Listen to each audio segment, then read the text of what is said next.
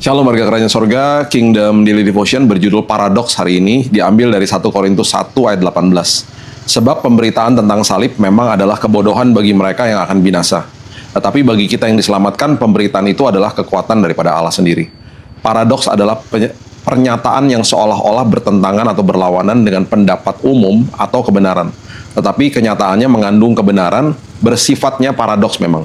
Pernyataan yang tampaknya tidak masuk akal atau kontradiktif, yang sebenarnya benar.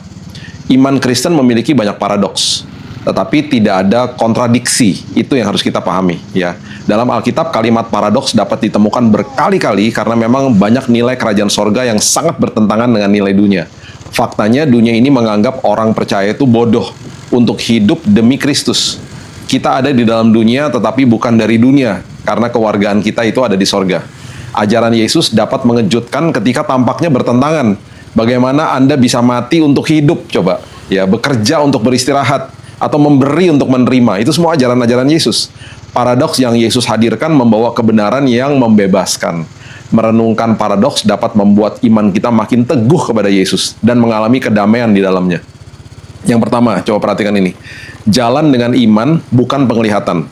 2 Korintus 4 ayat 18. Sebab kami tidak memperhatikan apa yang kelihatan, melainkan yang tak kelihatan. Karena yang kelihatan adalah sementara, sedangkan yang tak kelihatan adalah kekal. Sadarilah perbedaan antara penglihatan dan wawasan.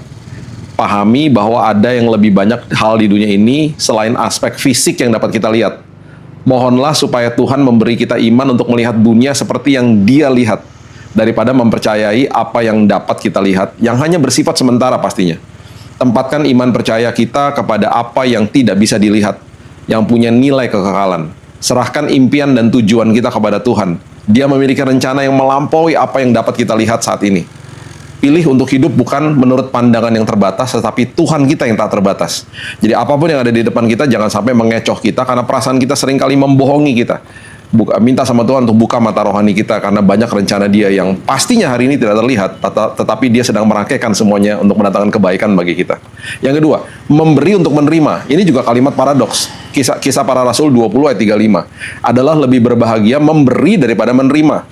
Ketahuilah bahwa pada akhirnya kita ini bisa mendapatkan lebih banyak melalui memberikan apa yang ada pada kita daripada menimbun semua titipan Tuhan. Tuhan ingin kita belajar untuk memberi. Sadarilah bahwa kebahagiaan tidak datang dari keuntungan materi, tetapi dari menjadi lebih seperti Tuhan yang memberi dengan kemurahan hati. Mohonlah supaya Tuhan melepaskan kita dari keegoisan yang pada akhirnya merampas kegembiraan kita. Ukur hidup kita dengan siapa yang ada di dalam Tuhan, bukan dari apa yang kita miliki. Siapa kita yang ada di dalam Tuhan ini?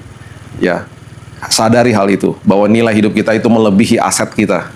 Ya, kita tetap dan sangat berharga bagi Tuhan. Bahkan ketika kita sedang bangkrut secara finansial pun, kita tetap berharga. Ingatlah bahwa semua yang melekat dengan kita itu adalah titipan kerajaan sorga yang harus dikelola, bukan untuk dimiliki. Putuskan untuk menggunakan titipan itu dengan sebaik-baiknya dan bahkan memberi kepada orang lain sesuai dengan pimpinan Tuhan. Yang ketiga, mau jadi besar, jadilah pelayan. Ini juga kalimat yang sangat paradoks. Matius 20 ayat 26. Tidaklah demikian di antara kamu. Barang siapa ingin menjadi besar di antara kamu, hendaklah ia menjadi pelayanmu. Orang bijak di dunia ini mengejek, menertawakan, dan marah akan jawaban Yesus atas banyak pertanyaan tentang kehidupan. Yesus mengajar jika seorang mau jadi besar, dia harus jadi pelayan. Itu adalah salah satu pernyataan dan pengajaran yang sangat paradoks. Di dunia kita, jika kita ingin jadi besar, harus punya posisi tinggi, harus punya kedudukan tertentu, harus punya uang banyak, harus kenal dengan orang-orang tertentu. Semua ajaran dunia dimentahkan oleh Yesus dengan sebuah kalimat paradoks yang membawa kebenaran. Jadilah pelayan, jadilah rendah hati, karena Tuhanlah yang memberi kita promosi. Ingat, kita dikirim dan ditugaskan di muka bumi oleh kerajaan sorga.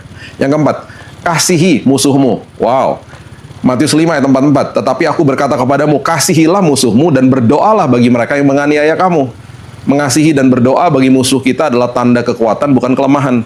Ini pasti aneh bagi dunia bahwa kita diajar bukan sekedar mengampuni, tetapi juga mengasihi dan berdoa bagi musuh kita. Sadarilah bahwa balas dendam untuk sementara dapat membuat kita itu merasa lebih baik mungkin hari ini, tetapi perasaan hampa akan hadir dalam hati kita. Percayalah pada Tuhan untuk menghadapi orang yang telah menyakiti kita. Ketahuilah bahwa Tuhan mengutamakan kepentingan terbaik kita dan memiliki kuasa untuk membalikan situasi terburuk sekalipun untuk mencapai tujuan yang baik. Tuhan juga mengasihi musuhmu. Dia mau orang itu juga mengalami Dia.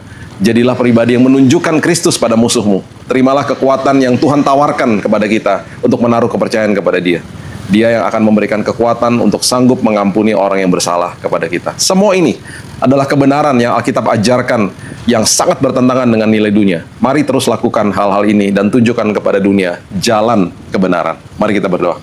Tuhan, banyak firman Tuhan yang bertentangan dengan nilai dunia. Itu sebabnya hari ini kami belajar dan kami percaya Tuhan, apa yang kami lakukan itu bertentangan dengan cara dunia. Tetapi kami mau supaya cara ini Tuhan, ketika kami lakukan, justru menunjukkan siapa Yesus dalam hidup kami. Semua paradoks-paradoks ini Tuhan, kami mau lakukan walaupun berat. Dan kami percaya kekuatan dari Tuhan yang menolong kami untuk melakukan kebenaran firman-Mu. Dan hidup kami membawa kemuliaan menjadi berkat orang lihat Yesus dari perbuatan dan tindakan kami setiap hari. Terima kasih Bapa yang baik, nilai kerajaan sorga bukan sekedar kami mengerti, tapi nilai kerajaan sorga menguasai hidup kami. Kami mulai dan buka hari yang baru dalam nama Yesus, Juru Selamat kami yang ajaib, kami berdoa. Kita sama-sama katakan, amin. Have a blessed day dan Tuhan Yesus memberkati.